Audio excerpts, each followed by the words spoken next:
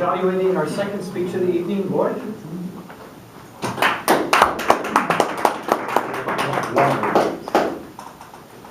This was the final speech in this manual for Jack, the interpersonal communications manual, and I have a feeling, Jack, you're pretty happy to be done with this.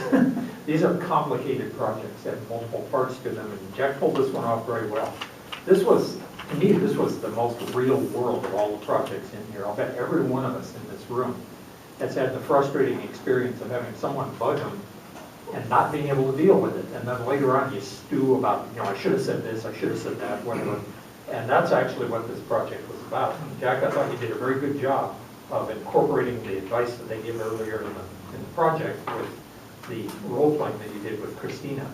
There is that little four-part or four-step method, four-part method, whatever they call it. And it's detailed in here, and of course we didn't see all the details. I mean, you and I saw them because I read it and you read it too.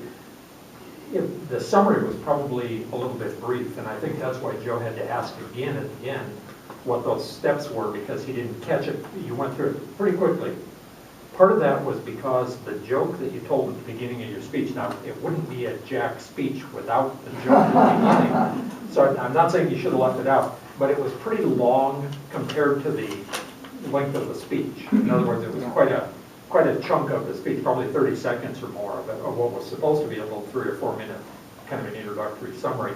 And that was a problem. I liked the joke, but it did consume quite a bit of the speech, and that may have compressed down the material a little bit too much. The role playing I thought was really good. In part that was because of the way Christina acted like the classic person who doesn't quite get it. Lean and I are familiar with this because we taught school forever, but there are lots of kids who are just experts at not understanding what you want them to do, and you know that they get it, and they know you know that they get it, but they don't get it. And if Christina ends up missing and buried somewhere in the desert, we'll know who did it. It was Jack or Boss or Eric, one of the two, if she's that way in real life. But in any event, it was perfect because you acted, this kind of, I don't get it, I don't get it. And that's where Jack illustrated real world experience doing what he was describing. He's actually run restaurants for a long, long time. And you did not let her divert you from your goal, which was to make sure she was going to show up on time from now on so that the other waitress, Mabel or whoever, didn't end up having to work part of her shift. And Christina was really good at trying to weasel around what you were getting at, and you just kept bringing it back, bringing it back, bringing it back. And at a certain point, you just gave it up and said, okay, in effect, you're going to get fired if you don't show up on time. And that's just about as assertive as you can get. It says here, how did the speaker overcome resistance? You just steamroller it. Hey, you're fired if you don't show up. And that's a pretty good way to do it.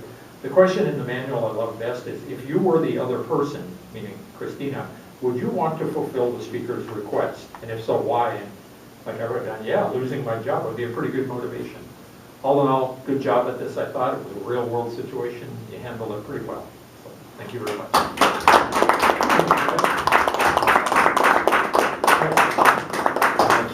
The secret handshake. Not so secret.